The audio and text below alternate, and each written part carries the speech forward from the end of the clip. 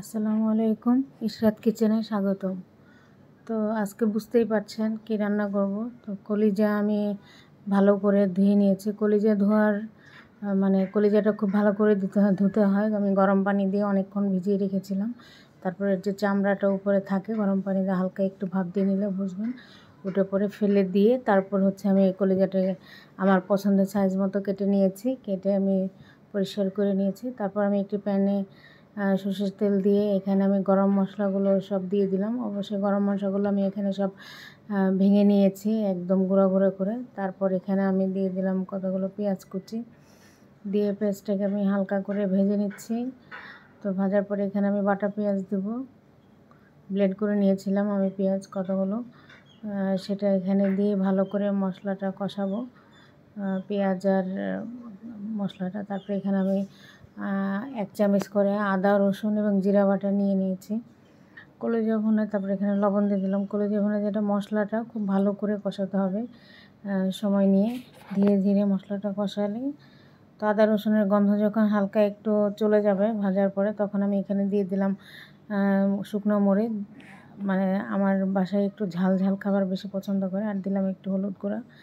আর এখানে আমি দিয়ে দিলাম 1.5 চামচের মতো ধনিয়া গুঁড়া। দিয়ে আমি মশলাটাকে আবার একটু ভাজা ভাজা করে নিয়ে সামান্য একটু গরম পানি অ্যাড করলাম। দিয়ে আমি মশলাটাকে কষাবো এখন। কষিয়ে দেখেন মশলাটা কষাচ্ছি। তো এখানে একটু ঢাকনা দিয়ে দিলাম। পানিটা শুকিয়ে আসলে মশলাটা দেখেন প্যানের সাথে লেগে এসেছে। মানে তখন এই পর্যায়ে আমি কলিজাগুলো দিয়ে দিব। তো কলিজার সাথে মশলাটা আমি খুব ভালো করে নেড়ে চেড়ে কলিজার সাথে মশলাটা মিশিয়ে নেব।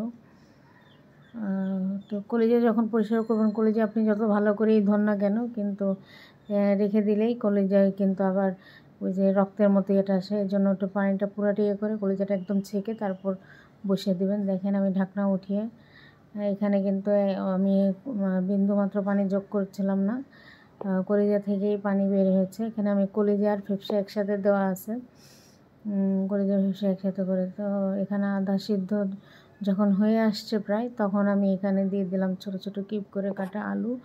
আর দিয়ে দিব এখানে গরম মশলা 1 টেবিল চামচের মতো।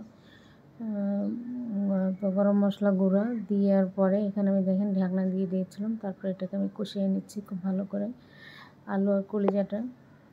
তারপর এখানে আমি এখন আর একটু ভালো করে কষানোর জন্য এখানে গরম পানি দিয়ে দিব 1/2 কাপের মতো। তো গরম পানি দেওয়ার পরে আবার একটু ঢাকনা দিয়ে দিয়েছিলাম। তারপর আবার নেড়ে চেড়ে দিয়ে আবার ঢেকে দিয়েছি। কলিজা ভুনা করতে গেলে বারবার নাড়তে হবে, ঢাকনা দিতে হবে। আবার লবণটা আমি অফ ক্যামেরায় চেখে নিই, আমার লবণ লাগবে তরকারিটাতে, এই জন্য আবার একটু লবণ আর কাঁচামরিচ একটু দিয়ে দিয়েছি কয়েক টুকরো করে, 3-4টা কাঁচামরিচ টুকরা করে দিয়ে দিয়েছি এখানে, যেন ঝালটা আর কি আসে। তো এখানে আমি এখন দিয়ে দিলাম জিরা গুঁড়া।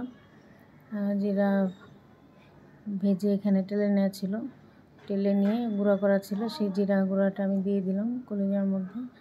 আমার কলিজা ভুনাটা হয়ে এসছে দেখেন। এরপর আমি পেঁয়াজ বেরেস্তা দিয়ে তারপরে একটু 1 মিনিটের মতো একটু ঢাকনা দিয়ে রেখেছিলাম। এই যে আমার কলিজা ভুনার ফাইনাল লুক। আপনারাও সম্পূর্ণ রেসিপি ফলো করে রান্না করবেন। তো এই যে কলিজা ভুনার আর কি লুক।